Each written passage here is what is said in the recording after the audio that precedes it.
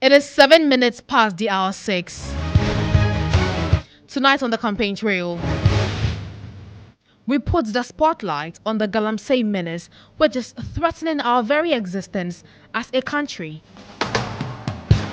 The menace is ravaging our country, poisoning our water, air, forests, and communities. Galamsey has now become a critical national issue, with some calling on political parties in the country to make their stance clear on banning the menace.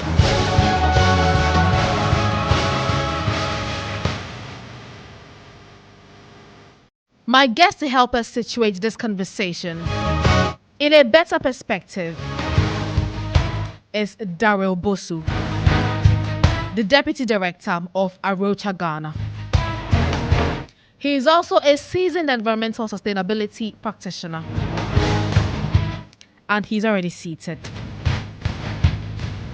Remember that we are streaming live on Facebook on Starr 103.5 FM.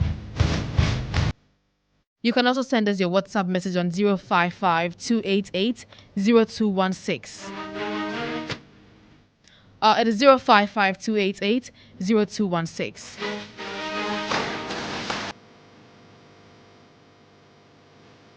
Once again, this is your campaign trail.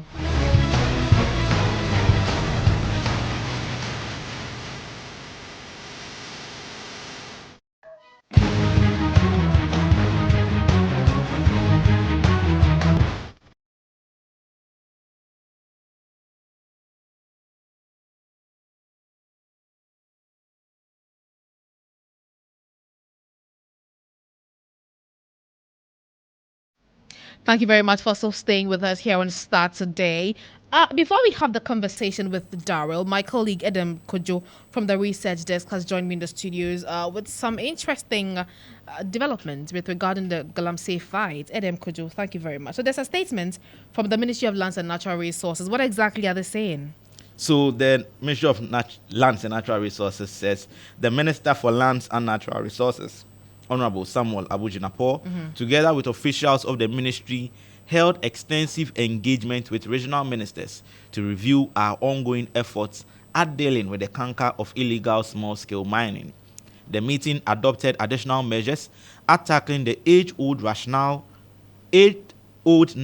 problem, of illegal small-scale mining, that is Galamsey, through a comprehensive approach. Government will continue with the dual strategy of reformative measures and strict enforcement. The regional ministers, along with the respective regional security councils, have been mandated to intensify enforcement actions within their various jurisdictions to contain incidents of illegal small-scale mining. Additionally, the Minerals Commission will enhance our reformative efforts, particularly through ramping up the establishment of responsive and legal community mining schemes, which have regard to the preservation of our national environment and landscape. Government remains steadfast and committed to continue to restore order and ensure other mining activities are conducted sustainably and legally in the national interest. We entreat all and sundry to support these efforts to enable us protect our environment, preserve our water bodies, and ensure a sustainable future for generations to come. While government warmly welcomes the heightened interest in this all-important national issue, we urge the discourse to be devoid of partisanship so as to enable us galvanize the needed national and collective support to root out this canker. So this is the statement from the Ministry of Lands and Natural Resources. Thank you very much, Edem Kojo, for those updates there. We are going to have a conversation with Daryl now. And Daryl, I believe that you heard Edem Kojo when he read out that statement. You have been asking the government to institute measures to ban illegal mining. Is this response something you've been looking out for? Well, thank you very much, Tutuwaa. Tutuwaa. Okay. Thank you for having me. And I think, yes, good evening to listeners. I will have to say that the first impression I got of this statement was this is just not being responsive. Okay. The statement is not responsive. I see it as just another It doesn't address the concerns you've raised. No, Okay. it is just another PR gimmick, as they always do. Quickly come out with statements to try and water down whatever citizens are asking for. Okay. I don't see anything new in this. They use new words, reformative actions, and all of that. That in itself doesn't say anything. Community mining has been one of the key areas where we are seeing the devastation happening to our water bodies and our forest reserves. And to say that you are going to ramp up the establishment of more community mining and all of that, does not resolve the issue. Okay. Today, when we met the joint civil action against Galamsey, there were certain key demands. And those demands were the fact that miners should stay off our rivers. We're indicating already there's a water resource buffer zone policy, which requires that if you're mining close to rivers, a certain buffer area, you need to stay clearly off those areas. They are not respecting that, as we know. Okay. So we are saying that, considering the emergency we find ourselves, within 100-meter buffer, all mining activities should cease. Would have expected a response where the minister would be saying that, yes, he himself had in the past indicated that our water bodies and forest reserves are no-go areas for mining. It's surprising that today, in this statement, he doesn't mention that anymore. Okay. Because I'm sure he knows that all the areas that he's talking about, ramping up community mining activities and all the things that they're talking, is all happening close to these rivers and forest reserve. So today, it's very surprising that he didn't mention that our forests and water bodies are no-go areas, which makes this statement for me one that's, as they are always good at, always come with very excellent PR. Yeah, like it doesn't really communicate anything. No, nothing at all. Okay. And then they also talked about to also address issues of incidents of small-scale mining. This is across the country. All the areas where you look at the western region, western north, Ashanti region, eastern region. So these are not just incidents. This is a menace across the country. And you see the attempt to downplay, and even they go ahead to talk about partisanship. And this is why I think we all need to be very, very careful.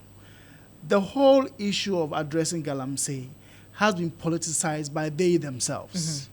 This has been an issue that has been taken up strongly by civil society, but they have campaigned every election period on the back of Galamsey, saying that they are going to give people the opportunity to mine and all of that. We have heard, I think that was yesterday, the aspiring vice president. I was actually going to have a conversation with you on the back of that. Because it won't be just Snapo.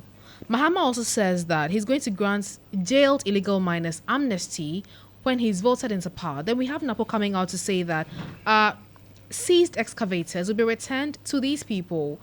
Where really is the commitment? No, I think we need to put these statements in context. And I recall that this statement that was made by the former president, John Mahama, that was in the 2020 election, I think. Earlier this year, he made those comments as well. So, we, Arusha Ghana, and the Ghana Environment Advocacy Group, wrote to the Chief Justice asking him what is happening to the way cases relating to Galamsey are adjudicated in our courts. Because we realized that there was selective justice when it comes to who is jailed and who is not jailed. You see that the young people, the boys, the men and women who go to the pits just to feed off the crumbs that fall from the master's table, they are the ones who are arrested and prosecuted. Whilst the main financiers are really left off the hook. So we asked, and even I think the fourth essay went in further to do further investigation and went to ask the prisons, who is in our prisons? They only found 2 Chinese people. This is against the backdrop of we seeing several Chinese being paraded on our televisions for engaging in Galamsey. So where did these people go? So it tells you that when it comes to the administration of justice, there's been issues with the way it's been handled in a selective manner. Akunta Mining was involved in illegal mining activity in the town of Nimiri. The minister himself came out to say it was illegal. Act 995 had just been passed. The government took no action. So we even tend to agree that we need to really interrogate the cases that brought certain persons to be confined for engaging in Galamsey. So if it comes to that level where there's a need to really go into the judicial review of some of these cases, then that would also be somewhat recommended and supported, because we want to make sure that the right people are in our jails. And so I think that nobody be it the NDC, the NPP, needs to campaign on the back of the fact that they are going to give people the opportunity to do mining, and based on that, they should clamor for vote. I think that is a very low, cheap way of any political party campaigning. That means that they are lost for ideas. They don't have any new innovation. How can you hang your whole electoral fortune on a very destructive enterprise like Galamsey? And it's very sad to see that that is all the message the politicians have. It tells you that our leaders are campaigning not based on real issues, based on long-term sustainability of the country, not based on the welfare of the people. They're just interested in the short-term gain. Because let me tell you, the gold will finish. When it is done, what do we do? So these are the big questions I think that all the people aspiring to serve us, take public office, need to be asking themselves. Okay. Daryl, when you were talking about the adjudication of Galamsey offenders, you mentioned that some people who are in prison now are just those who go and pick up the breadcrumbs left, but they are in prison. Can we ever say that just Galamsey can be justified? Galamsey shouldn't be justified. Okay. It should never be justified. But you know where this came from? It came also from a political, I would say, clamor for let's create jobs for the boys. I remember somewhere 2009 when this thing started in the previous regime, NDC government then, they were talking about, a lot of the MPs were talking about, if the big companies are there, why don't you allow our own boys to go? And so they started youth in mining. That's where all of this started. We weren't able to manage it as it should be done. We've come this far, and now it's become so entrenched.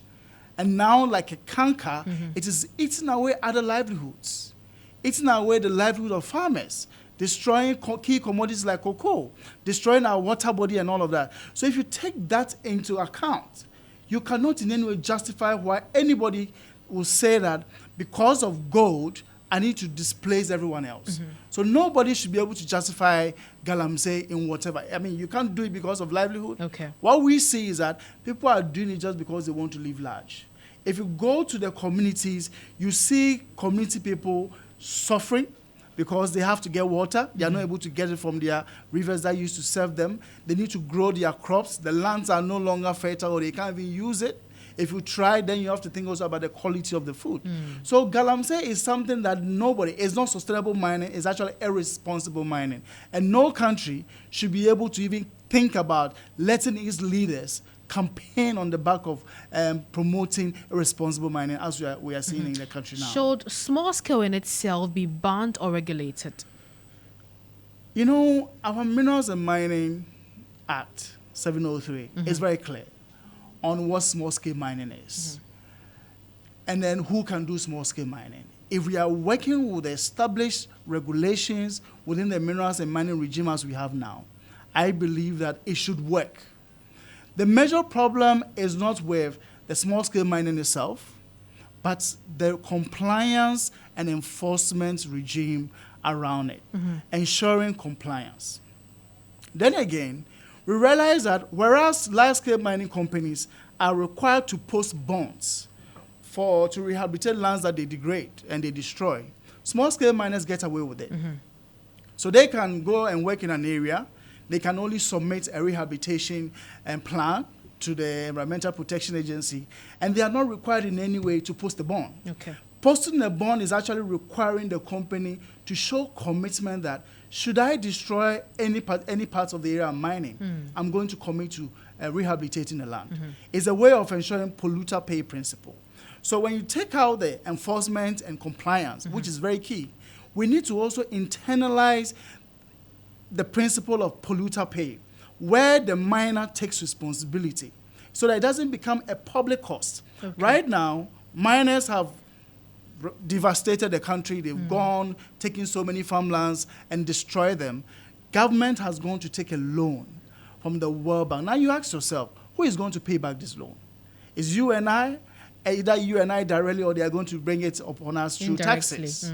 Through taxes. And that's how it's going. So it shouldn't happen as somebody goes to mine, makes their wealth out of it, destroy the land, they go away, and then the public is meant to pay. I understand. I'm just getting a question from our Eastern Regional correspondent. He does a lot of environmental reporting as well. He's called Tutuwaa Danso. He says that so community mining introduced by the government be banned.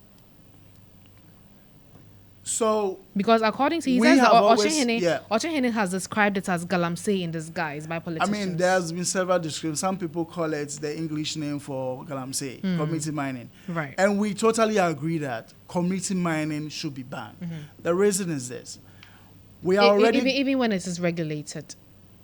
you know, the way it is now, it's supposed to be a regulated, Activity. smaller version of mining. Okay. Lower level, below small scale mining, of mining. But it is not being regulated as it should be.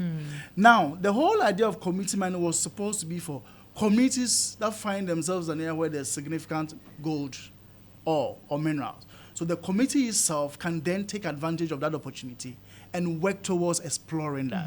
But what we are seeing is an abuse of the community mining scheme where people in government connected to the ruling party through their constituency chairpersons and DCs who apply, so somebody can live in Accra and apply to do community mining in the Western North area because he's an MPP person. Okay. And that is not how you are ensuring transparency. You are ensuring in terms of fair and equitable distribution of mining concessions, because already you see that it's going to the cronies. So in this sense, the very idea why community mining was established has been defeated. Okay. Allowing community people closer to some of these mineral hotspots to benefit explore. from it. It's not what is happening. The government is tacitly exploring that opportunity and allowing its people to really benefit. It goes the same way as we have seen for the issue of mining in forest reserve. Within a period of 2022, November 2022, to us, I mean, the current time as I'm speaking, the government had issued not less than 10 mining concessions for forest reserves, as against 24 years ago, just 5 mining concessions for forest reserves. Now, if you go in depth and look at who is benefiting from this through the Fourth Estate investigation, all of these concessions are going to the government's old cronies, people in government, people connected to the government or to the party. Okay. So you get a sense that there's an opportunity to leverage our natural resources for the development of the country, but the manner in which it's been done is more towards public self-captured interest, or also for the interest of the party and for the interest of people in government, not for the interest of the state. Okay. I've seen in the statement that the minister issued that they are going to ensure that these things are done in the interest of the state. There is no altruistic motive for issuing mining concessions that is going to destroy forest reserve, that is also providing water resources to millions and millions of Ghanaians. Okay. Ghana has got over 280 forest reserves. So if we have decided to set aside just 30 of them as protected forest reserves, not to be touched, not to be mined, not to be harvested for anything, and this government thinks that, well, we have reached a point in our development that we need to even touch those protected forests, then we have a problem. Okay. We are not thinking holistically about sustainability as a nation. We're only thinking about today, and that is where the problem is. Okay. In all of this, what will be your assessments of the Ministry of Environment? The Ministry of Environment, well, I think as we speak, the only problem we have with them now is they've been actively involved in the passage of the LI 2462, the law that allows for mining in some protected forest reserves. Before, there was no law like that. Actually, before, there was a guideline that only allowed for mining in what we call production forest reserves.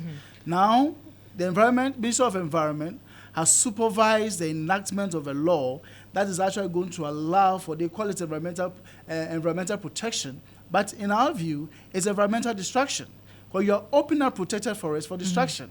So to that effect, they have a lot of responsibility, because they also are responsible for monitoring the mining in terms of the scoping that is done, the public hearings that are supposed to be done in terms of ensuring that the people uphold FPIC, free, proud, and informed consent. People are going about doing mining in areas where they've not even engaged with the people. It is a responsibility of the EPA, which is under the Ministry of Environment, through LI 1652, to ensure that before anybody undertakes mining anywhere, you take due consideration on whether the area is a very sensitive environmental area, or the area has some significance for other purposes. They need to ensure that people respect those regulations. But we have not seen that. And the excuse has always been for the fact that they are just a regulatory agency. They are not the police. So I think they bear some responsibility. And just like we think that every state agency bears responsibility, like the Minerals Commission, they have said we only issue concessions for legal mining companies. But the fact that you are in charge of minerals of the state, if somebody is illegally exploring gold anywhere or any other mineral, you should be interested. What you hear them say is that, oh, we are only regulatory, we only manage legal licensed companies. So if you are not legal, they have not given you a permit themselves, they can see you and just drive past, which is unfortunate. That means that they have not really taken full cognizance of the job that they are supposed to do. Okay. In recent times, we have seen calls from CSOs, clergymen, media persons calling for the ban on illegal mining. It's actually very beautiful to know that people are still thinking that the environment can be saved. But why did you have to wait for this long to do this? I don't think we've waited for this long. I haven't seen a robust style of fighting against the canker like I'm seeing now. So you see, citizens have had trusts in the states. An agency, we have put our trust. We have a social contract with the state. They are supposed to take care of us as we take care of them. So for a long time, we have trusted, had faith in that particular relationship, and trusted that once we engage through dialogue, they are going to act in our best interest. We have seen consistently, to some extent, somewhere in 2018, when the government started working on Galamsey with the pushing halt, we saw some small changes happening, some good results. But going forward, what we've seen is that it wasn't really a true commitment, because what they needed to do was ensure that they back Operation Halt with sufficient compliance and prosecutions. They didn't do it.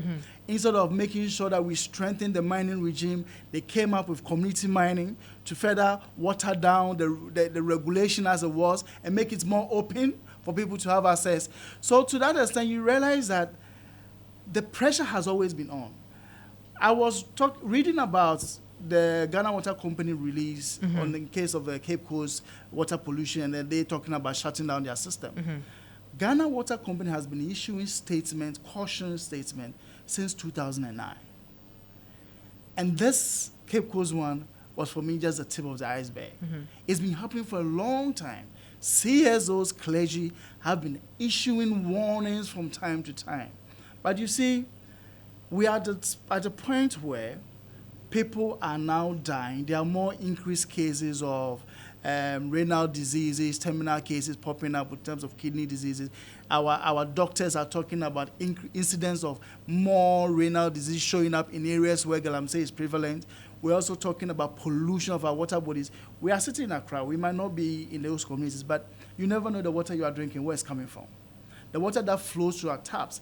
The Ghana Water Company has said they will clean the water. They will make sure they take out all the sediments and everything, but they can't take out the heavy metals. So we might even be using the heavy metal to wash, to cook, or to do something. And some of us can't keep using bottled water or even sachet water to cook. We eventually must use some of these water that flows from our taps and other places. So you see, the pressure has been on, but at the point where we find ourselves, and the fact that even during an election year, people want to see sustainability issues being the point of convergence for the state. We are seeing that the political party still rallying around the fact that we are still going to allow the pollution of our rivers to continue. We are going to see the destruction of our water bodies, of our forest reserves continue. And that is where I think that it's a ticking time bomb for Ghanaians. Everybody says, no, we can't let this happen. Nobody is happy about it. We all agree that Galamsey is really causing us a big harm, and we need to deal with it. But the politicians have not agreed on how they should do it, and that is where the problem is. So we are using the opportunity this time around to make sure that we deal with this once and for all, because we can't go into the next election with this issue still at our neck. And I think that's why we are really ramping up all the support we can get. And today we saw a very big joint civil action from the civil society, from the media coalition, from the religious body, the Catholic Bishop Conference of Ghana, and also CASA Initiative. Then we also have organizations like Labor, Organized Labor, all of them pitching in. Now, this time is different because we are also tying it with demonstrations and strikes. Now, this is a strong bargaining power that the government cannot ignore. So it's either they act on this or we see how we are all going to live in this country. Okay. Very interesting. We are wrapping up, unfortunately. I would have loved for us to have an extended conversation because this is quite a very serious issue. Daryl, in the event that the ministry or government does not give you what you're looking for by September 30, what is going to be that big line of action that you are threatening, if I may put it that way? I think it's very clear. We have already indicated that we are going to put forward several planning for demonstrations and strikes, and organized labor is going to lead that. So we are actually going to keep a close eye on government. This statement, I guess, is just to tell us that, okay, we listened to you, we heard you, but this is not what we expected. It doesn't stop you. They have to really go back, revise their notes, and really come and respond to the issues that we have raised. Okay. This is maybe they didn't hear our statement. But I want to know briefly, yeah. would it for you be, if they release a statement that is more convincing, will that halt your protest? Or you'd rather see them act? There are levels of, there's a way they must couch some of these statements. First of all, we need to see government coming out. We said that we want to see a state of emergency. That needs to be done in a public announcement. That needs to be announced in the areas where Galamsey is happening. We also said that we want to see all miners on our rivers and forest reserves out of those areas. So we really need to see those actions until we are going to take them seriously. Okay. So they really have a lot of things to do rather than just to come and issue a statement. Yes, the statement is important, but we are monitoring their actions as well. Right. Thank you very much. That wraps Thank up you. today's edition of Starr Today. I've been engaged in Daryl Bosu. He's a deputy director of Arocha Ghana, also a seasoned environmental sustainability practitioner.